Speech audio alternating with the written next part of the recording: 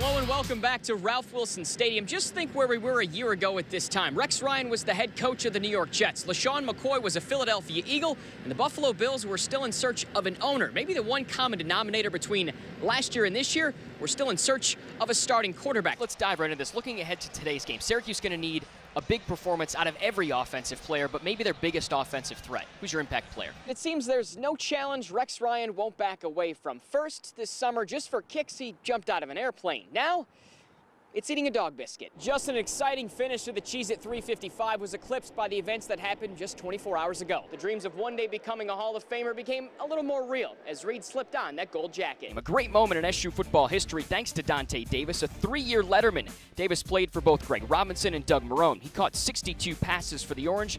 Following his SU career, Davis played 2 seasons in the Canadian Football League for the Montreal Alouettes. Today, Dante busy giving back, hosting youth camps throughout the country. And with that, we welcome back to the Carrier Dome Dante Davis. Dante, thank you for giving us a few minutes today. Tonight, the lights return to the greater Rochester area. The first Friday of high school football officially here. Our featured game tonight, a rematch of last year's Class A title game. The Braves of Canandaigua struggling to get the offense going. They watched Brockport dance all the way to that sectional title. The injury bug hit during training camp, but apparently that bug likes wings because he keeps biting Buffalo. Marshall Street was buzzing today with students returning from spring break, but the discussion wasn't so much about spring break travel as it was the face of the university deciding to announce his retirement. If Superman's only weakness is kryptonite, then the Amerks' only weakness, Toronto Marlies. Flower City's hockey club hasn't seen a win against Toronto since last November. In fact, the last time these two clubs met, Marlies put up a 10 spot immediately following. Tim Murray made a massive 7-player trade with Ottawa. The New Look Amerks responding tonight, once again playing Toronto. Well, this great nation was eagerly awaiting the clock to strike 11 for the ping pong balls to fall into line as they clenched their $2 pieces of paper, all in hopes of a fortune that would change their future. Meanwhile, the Syracuse Orange fans feel like they've already hit the lotto.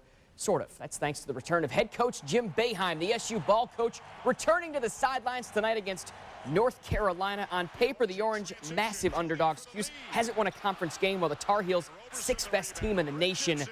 Did I say underdogs? Malachi Richardson's 3, part of an 8-0 run for the Cuse. They were up by 1. Went to the half, it tied at 33. Cuse came out rocking for the second. Richardson, a Tyler Lydon high percentage flush. Cuse by 1. Orange got the opposite performances out of Michael Beneger and Trevor Cooney. Mike was silent. Trevor was vociferous. This triple giving the Cuse a 6-point lead. Cooney ended the night game high 27. The Orange could never break away. Carolina kept hanging around.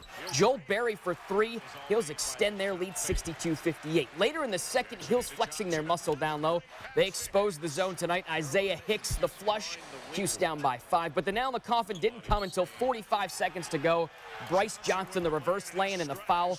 Heels score 51 in the second, 84-73 your final. 31st Olympiad welcome back the sport of wrestling. Watching intently from their home in Penfield, Scott Kropman and his 7 children. Wrestling isn't just a sport for this family, it means more. Wrestling is a way of life. You gotta keep wrestling. A lot of time, buddy, a lot of time. Go for it, buddy, there you go. He's gonna get better every match. So for him, losing is gonna make him better.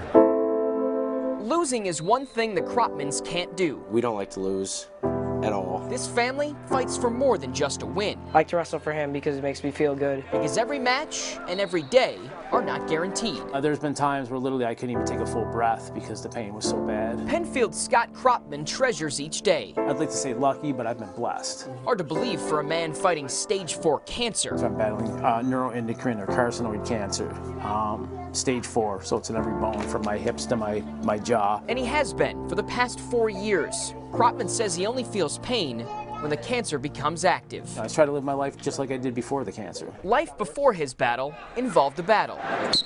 Wrestling is basically my whole life. Without wrestling, I don't know if I'd be the same person. It's kind of in my blood. It's really what I've been doing for my whole life. Wrestling, I think, psychologically is probably the toughest sport there is. At face value, wrestling is a one-on-one contest, and oftentimes fighting cancer can seem similar. But the Kropmans are a team, on and off the mat. I always think that, all right, he gets up in the morning, he goes to work, he does all this stuff while he's fighting such a tough illness and such a hard battle. So if he can do it, I can do this. I mean, this is nothing compared to that. Between my family my friends, God, I mean, and everything combined allows me to live every day, even in pain, what I'd like to say painless. So while the Cropmans continue to battle for their father, Scott fights on every day for them. My goal from here on out is to keep battling the way I battled and to really pave, the way for my younger kids that I paved for my older kids, and that I hope that they follow in the footsteps of, you have to work hard, you have to be determined, you have to have conviction, and you have to be willing to sometimes sacrifice things that maybe others don't have to sacrifice to get to those goals. An amazing story, an amazing family. Scott says while the pain has returned this summer, he takes one day at a time, and I'm happy to report that he has enjoyed these Olympic Games pain-free with his family. Amanda?